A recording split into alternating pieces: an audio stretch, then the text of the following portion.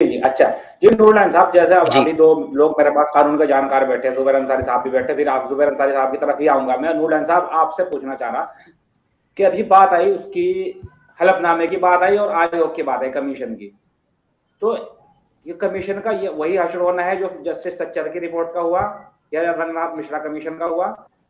क्या समझते हैं आप? जी, जस्टिस मैं आपकी सच्चर भी तरफ ये जा रहा हूँ, चीज़ नूरलान नहीं साहब। थी। मैं मैं अदब के जानना चाह रहा साथ हूँ, मैं अपनी जान जी, जी। नहीं, मैं 2 चीज़ों पर बोलूँगा। मैं अदब के साथ परवेज़ हनीफ़ साहब से इख्तिलाफ़ करता हूँ यहाँ पे। देखिए, पहली चीज़, सरकार ने आयोग बना दिया, कहा कि हमको रिपोर्ट दो।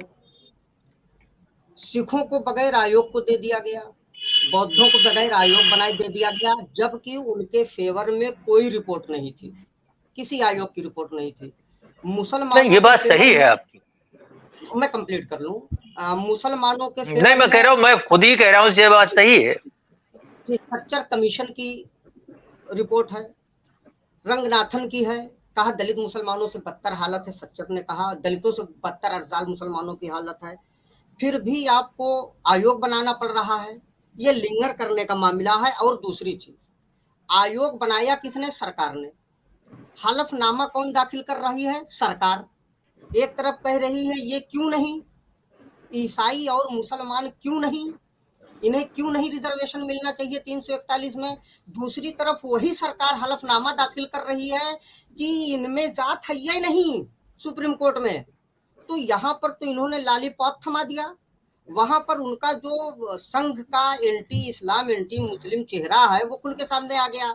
तो जो सरकार कह रही है इनमें जात नहीं है इसलिए नहीं मिलना चाहिए, सुप्रीम कोर्ट में हलफनामा दे रही है, और वही सरकार आयोग बना रही है। ये गजब का कंट्राडिक्शन है। बहरहाल, और दूसरी चीज पर मैं आता हूँ, ये बहुत ज्यादा चल रहा है, क्या नाम है, 341 पर। जैसे अभी परवेज हनीफ साहब ने कहा, मैं बड़े अदब के साथ इख्तिलाफ कर रहा हूँ कि अशराफ, अब मौलाना आज़ाद साहब या अशराफो कमेटी थी और उन्होंने कहा नहीं मिलना चाहिए रिजर्वेशन मुसलमानों को। सरदार पटेल साहब की अध्यक्षता में उन्होंने सपोर्ट किया था कि मिलना चाहिए। अगर वो मुस्लिम आरक्षण के लिए था तो मुस्लिम आरक्षण तो कट गया था, यानी टोटल मुसलमानों को नहीं मिलना चाहिए, लेकिन वो था नहीं टोटल मुसलमानों के लिए, क्योंकि संविधान में जो आरक्षण का आधार था वो सामाजिक एवं शैक्षणिक पिछड़ापन था। आर्थिक अब किया है अभी मोदी सरकार ने, आर्थिक था नहीं, शैक्षणिक और सामाजिक पिछड़ापन था। तो धर्म के आधार पर आरक्षण था नहीं संविधान में, रोजे अव्वल थे, इसलिए हो नहीं सकता। 341 आता है। अगर 341 पर उस आयोग, जो अक़लियती कमेटी जिसे कहा जाता है, जिसमें आरोप लगता है मौलाना आजाद एंड कंपनी ने विरोध में वोट किया, सरदार पटेल सपोर्ट में थे 341 में मुसलमानों को शामिल किया जाए, तो अगर वो शामिल नहीं हुए तो संविधान में वो शब्द आना चाहिए तो मुसलमानों को नहीं मिलेगा। अगर वो शामिल थे और मुसलमानों को नहीं मिला, उस रिपोर्ट, उस आयोग में वोटिंग की वजह से, मौलाना आजाद वगैरह साहब की वजह से, तो 26 जनवरी 1950 को जब संविधान लागू हो गया, नहीं मिल रहा था उस आयोग की वजह से, मौलाना आजाद साहब की वजह से, तो 10 अगस्त 1950 को 341 पर प्रेसिडेंशियल आर्डर लाने की क्या जरूरत थी? यानी मिल रहा था, तब तक ईसाई और मुस्लिम सिख बौद्ध कोई बाहर नहीं था।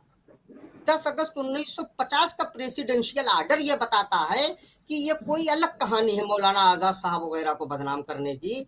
अब ये नेहरू साहब को या जो भी कहानी, मैं ये नहीं जानता, मैं यहाँ पर इख्तिलाफ करता हूँ। और बाकी अगर कोई और बात हो तो बताएं, तो मैं, मेरी भी जानकारी में इजाफा हो जाएगा। ये ना 341 पर मौलाना आजाद वगैरह साहब के खिलाफ वोट देने की बात मेरे समझ में आ रही है, और ना आयोग और हलफनामा सुप्रीम कोर्ट में दाखिल करने की, दोनों कंट्राडिक्ट कर रही है। मैं यहाँ पर दोनों बातों से परवेज हनीफ साहब से इख्तिलाफ और सदीद जी, वकार साहब। जी।